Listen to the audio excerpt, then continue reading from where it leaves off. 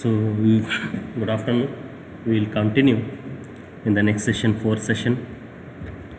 So, in the third session, earlier we have studied the bearing capacity of soil.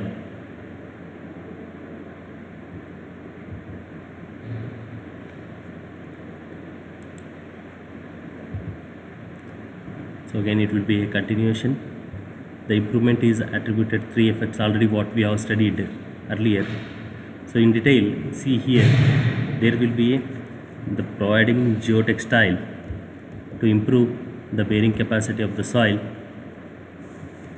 where we have concentrated three effects, that will be shear effect, confinement and additional surcharge effect.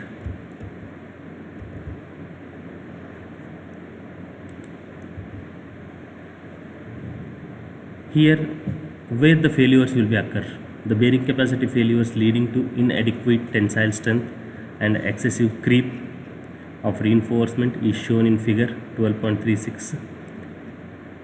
So what we have seen in the previous one, C and D respectively, the situations arising from the lack of reinforcement in the foundation influence zone, insufficient embedment of the geotextile or geogrids, bearing capacity failures leading to inadequate tensile strength.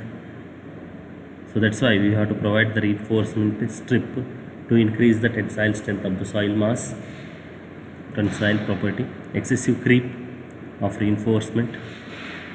So here the figures are available in the study materials, so you can go with that, where the excessive creep of reinforcement is there, and the curtailment of ties. Curtailment, it is nothing but again what we have studied in the RCC. So where we have to provide the reinforcement, in the concrete. Same thing we have to provide here, the pull-out length of reinforcement. The total length will be calculated for any layer. So we can consider the fourth layer 2 into L0. L0 is the total length of the strip. In order to reduce the reinforcement length and increase the pull-out or bond resistance, anchors or strips are provided in transfer direction. The mobilized bond resistance is given by, so B gamma dash B small b is equal to 2 into S sigma dash n into tan phi dash. So it will be the parameters, it will be available in study materials. So you can go through with the details with the numericals.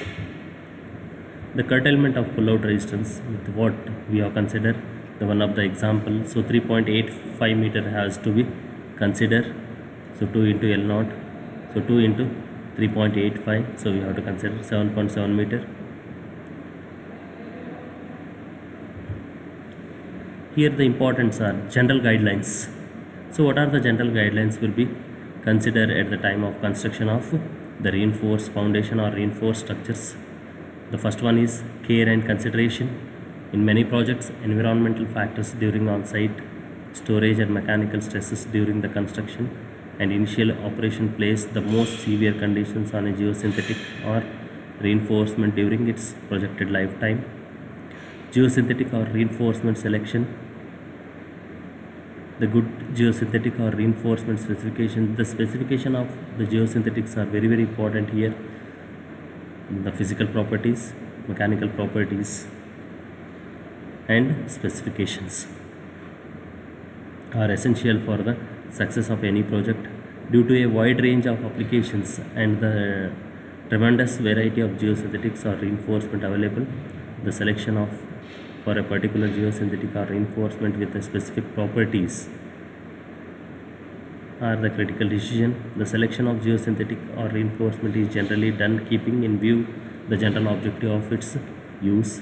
So here we have to choose the geosynthetic and reinforcement as per the design criteria. So how much reinforcement will be, what the thickness will be required, what the length will be required. And in the next, identification and inspection. The inspection of the reinforcement is very important, and you have to identify what type of the geosynthetic or reinforcement is there. The sampling and test methods, protection before installation, geosynthetic or reinforcement installation. So we have to take the test of the samples of geosynthetic or reinforcement. So in the practice or in the sampling in the lab, so we have to test the material, take the sample, and we have to take as per the design criteria. So we have to get those values, then only we have to use the reinforcement or geosynthetics in the construction site. And protection before installation, so here the main important will be the corrosion. Corrosion is very important here, because the reinforcement, it is a tensile material, so it is a reinforcement. When it is in contact with the soil moisture, so maybe the corrosion will be there. A geosynthetic or reinforcement must be handled and stored properly to ensure that the specified properties are retained to perform their intended function as per the projected needs. A proper choice of material and a careful handling of the geosynthetic or reinforcement can prevent mechanical damages during transport, storage and placement. And finally, we have to install that. So installation, the care should be taken at the time of installation. Thank you.